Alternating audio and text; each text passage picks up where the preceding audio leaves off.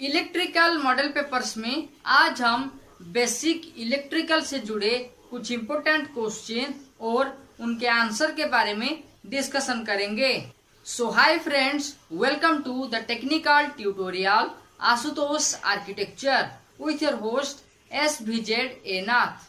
अगर आप इस चैनल को पहले बार देख रहे हैं तो चैनल को सब्सक्राइब करने के बाद बेल आइकन में ऑल ऑप्शन को क्लिक कर दीजिए, साथ ही साथ इस वीडियो को लाइक कर दीजिए। Question number 1, what is the current of the circuit if 40 ohm resistance is connected with 240 volts electrical supply. अगर एक रेजिस्टर्स या फिर एक लोड या फिर एक कंज्यूमिंग डिवाइस जिसका रेजिस्टेंस है 40 ओम, वो अगर 240 वोल्ट इलेक्ट्रिकल सप्लाई के साथ कनेक्शन किया जाएगा तो उस इलेक्ट्रिकल सर्किट में कितना अमाउंट ऑफ करंट फ्लो करेगा, या फिर वो कंज्यूमिंग डिवाइस के अंदर जो करंट फ्लो करेगा उसका अमाउंट कितना है। देखिए, क्वेश्चन के अनुसार हमें करंट का वैल्यू को डिटरमाइन करना है और क्वेश्चन में जो डाटा हमें दिया गया है वहां पे रेजिस्टेंस का वैल्यू है 40 ओम और वोल्टेज का वैल्यू है 240 वोल्ट। तो अगर हम यहाँ पे ओम्स लॉ का इस्तेमाल करेंगे तो हमें करंट का वैल्यू इजीली मिल जाएगा। तो ओम्स लॉ के अनुसार current is equal to voltage divided by resistance. तो अगर हम वोल्टेज और रेजिस्टेंस का रेशियो निकालेंगे तो जितना अमाउंट या फिर जितना आंसर निकलेगा वो होगा कंज्यूमिंग डिवाइस का करंट टेकिंग कैपेसिटी। देखिए, क्वेश्चन के अनुसार वोल्टेज है 240 वोल्ट्स और रेजिस्टेंस है 40 ओम। यहाँ पे हम एक जीरो ऊपर और नीचे से कैंसिल कर देंगे। उसके बाद 4 के टेबल के अनुसार 4 × 6 = 24। तो ये रिजल्ट हुआ 6 और करंट का यूनिट है एम्पियर। इसका मतलब है जो करंट था इस क्वेश्चन में उसका रिजल्ट है 6 एम्पियर, जो कंज्यूमिंग डिवाइस का करंट टेकिंग कैपेसिटी है। Question number 2, what is the melting point of solder. Solder का मेल्टिंग पॉइंट क्या है। देखिए, इलेक्ट्रिकल में जो वायर्स के अंदर जॉइंट किया जाता है उसे टाइटली जॉइंट करने के लिए और इलेक्ट्रिकल कंडक्टिविटी को एनहांस करने के लिए सोल्डरिंग का इस्तेमाल किया जाता है। और इस सोल्डरिंग प्रोसेस में सोल्डर एक अलॉय है, एक मेटल है जिसे मेल्ट करके जॉइंट को इलेक्ट्रिकली स्ट्रॉन्ग किया जाता है।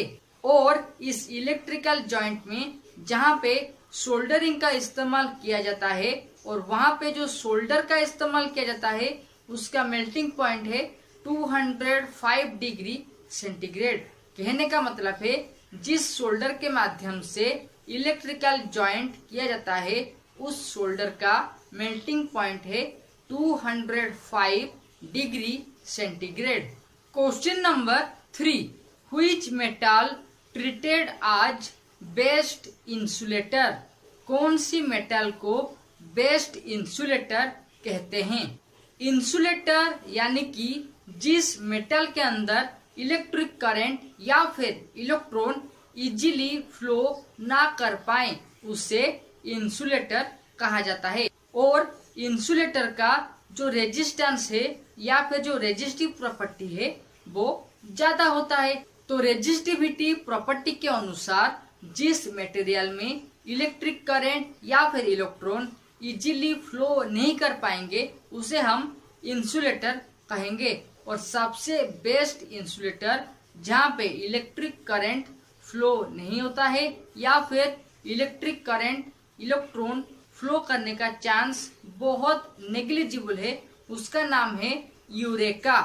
तो यूरेका मटेरियल को बेस्ट इंसुलेटर कहते हैं। अगर आपको बेसिक इलेक्ट्रिकल मॉडल पेपर से कुछ नॉलेज मिल रहा है तो इस वीडियो को लाइक कर दीजिए। साथ ही साथ इसी तरह का नॉलेजेबल वीडियो के बारे में जानने के लिए आशुतोष आर्किटेक्चर चैनल को सब्सक्राइब करने के बाद बेल आइकन में ऑल ऑप्शन को क्लिक कर दीजिए।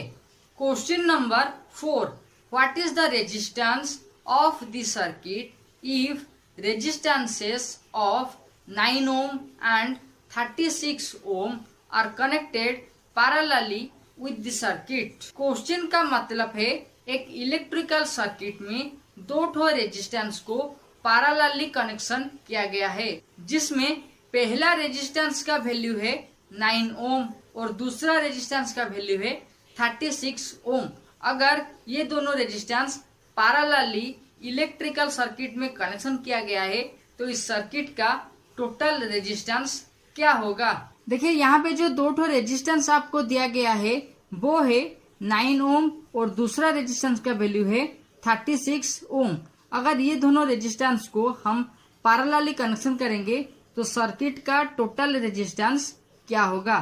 पैरेलल सर्किट में total resistance is equal to 1 divided by R equal to 1 divided by 9 plus 1 divided by 36। जो रेसिप्रोकल ऑफ रेजिस्टेंस है 1 डिवाइडेड बाय आर वो होगा 5 डिवाइडेड बाय 36। टोटल रेजिस्टेंस निकालने के लिए हम उसे रिवर्स कर देंगे, यानी कि 36 डिवाइडेड बाय 5 इक्वल टू 7.2 ओम। अगर हम 9 ओम और 36 ओम को पैरेलली कनेक्शन करेंगे तो उस सर्किट का टोटल रेजिस्टेंस होगा 7.2 ओम।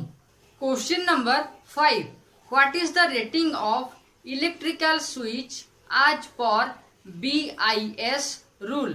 BIS रूल के अनुसार जो इलेक्ट्रिकल स्विच को इलेक्ट्रिक सर्किट में कनेक्शन किया जाएगा उसका रेटिंग क्या होगा। नॉर्मली हाउस होल्ड पर्पज में जो स्विच को इस्तेमाल किया जाता है उसे लाइट लोड या फिर जो पावर लोड उसके साथ कनेक्शन किया जाता है। लाइट लोड में switch, socket, fan, TV etcetera और पावर लोड में फ्रिज या फिर इलेक्ट्रिक हीटर को कनेक्शन किया जाता है। तो bureau of Indian standard BIS rule के अनुसार जो स्विच को लाइट लोड के लिए कनेक्शन किया जाएगा उसका करंट रेटिंग 6 एम्पियर होगा, और जिस लोड को पावर सर्किट में कनेक्शन किया जाएगा या फिर जिस स्विच को पावर सर्किट के साथ कनेक्शन किया जाएगा उसका करंट रेटिंग 16 एम्पियर होना चाहिए।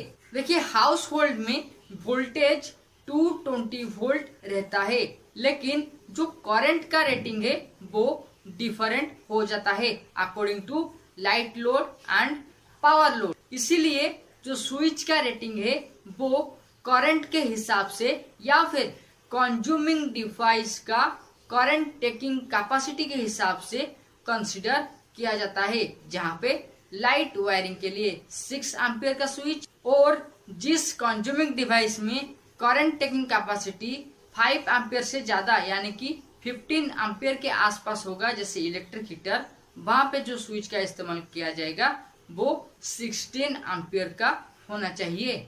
Okay friends, times to wind up the second episode of electrical model papers on basic electricals. For more video, you can click on iCards and also watch these end screen videos.